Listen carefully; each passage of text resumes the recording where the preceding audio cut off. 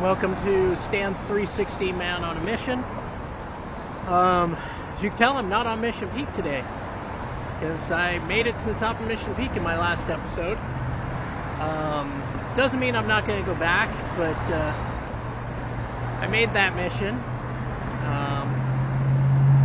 and the mission continues. I'm still climbing, exercising, or doing my thing. I didn't record a video today, but I did make it to the top of made it to the top of both of Twin Peaks here in San Francisco, as well as walking around the Japantown Mall. Right now I'm over Geary Street here at Webster, I think this is, and I've never been on this bridge, so I thought I'd come up here and check out the view from here. So why is this mission so difficult for me? The hiking, the exercise part. So in my prior videos, I think I mentioned that I've got both of my knees are replaced. One of my ankles is fused. And my right ankle's probably in need of being fused here soon.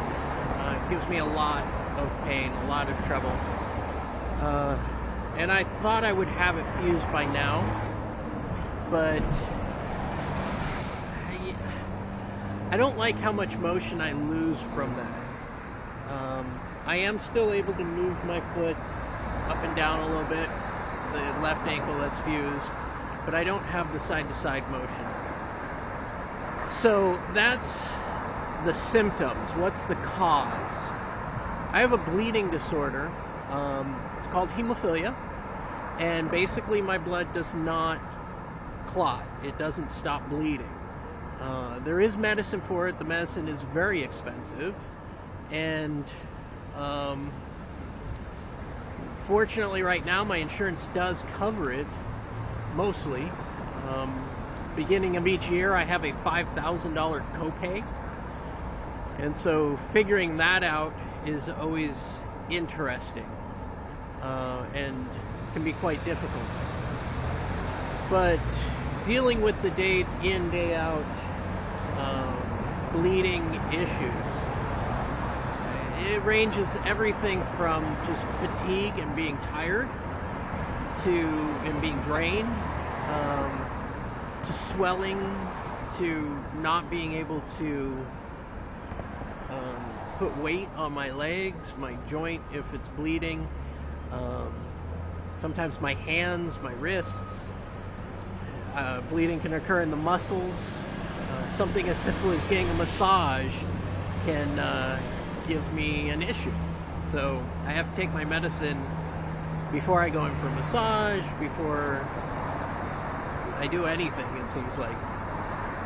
I was born with this. This is a genetic condition. It's a flaw on the X chromosome, so it's passed on from mother to son. And since women have two X chromosomes, it means that they're not as affected by it if they have the defect. My daughter is, as we call it, a symptomatic carrier. She has one good X and one bad X chromosome, and it causes her some issues, but nowhere near the issues that I have.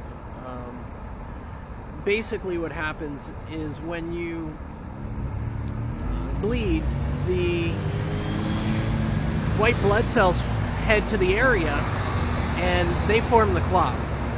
But before they form a clot, there's a series of factors that line up and create a netting that catch the white blood cells. And those lineup of factors, they're numbered, and they go in a specific order, basically a specific order to create these threads and then netting to catch the white blood cells. If you're missing one of them, then the string doesn't form, the netting doesn't form, and the white blood cells just blow by. And so that's what happens in my case. I'm missing factor VIII. My body does not make it. Well, it's not entirely true. It makes less than 1% of the normal amount a body should make. The big difference is I experience bleeding episodes almost weekly to some extent, even with the medication that I take. For the most part, they're manageable. If I don't take my medication, then I can't walk, I can't drive, that kind of stuff. It takes over my life. Can't work. But fortunately, with the medication, it's regulated. It's manageable.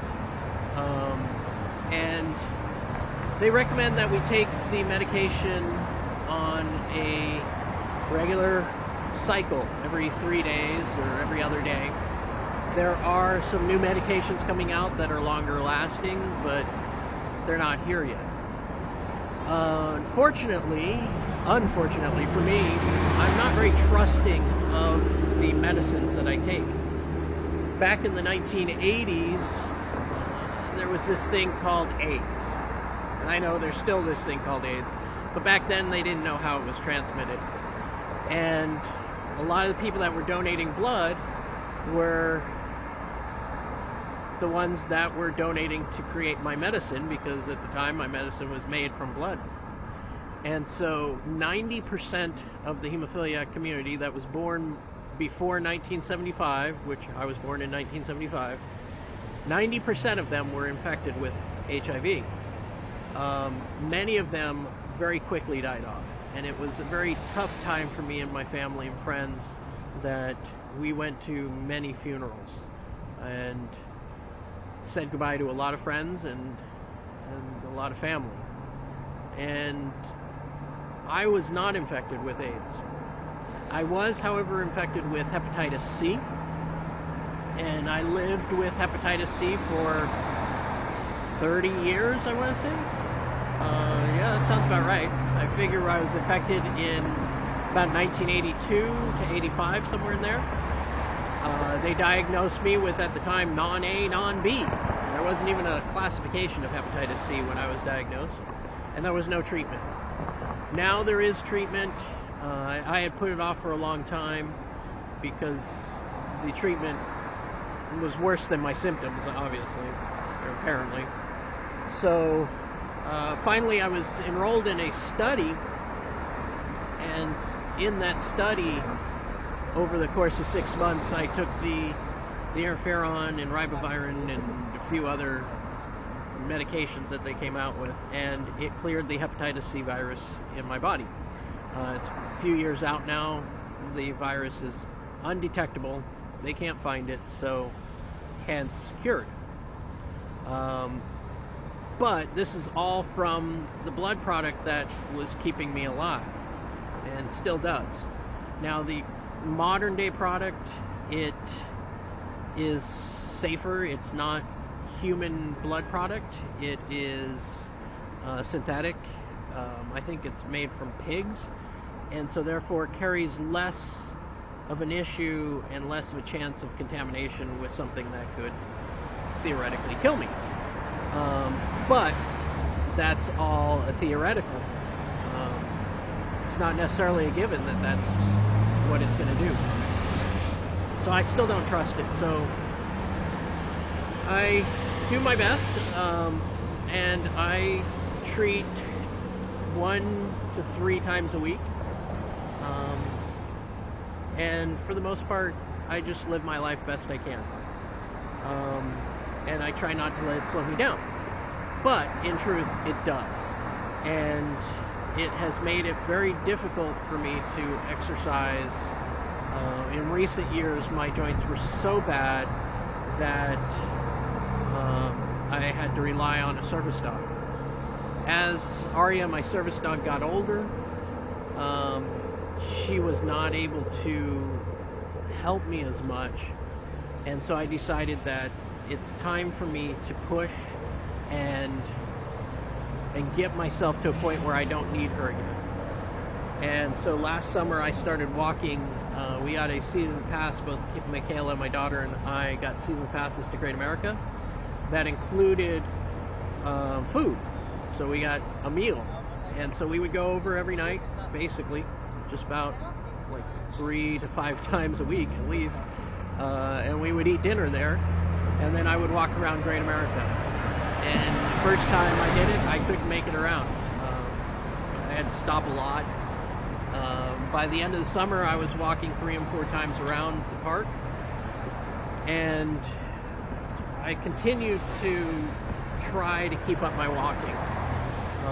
The park is closed now, being winter, and I don't know if I'm going to resubscribe, and so that's why this man on a mission, pushing myself to get to the tops of these hills, to do walking adventures,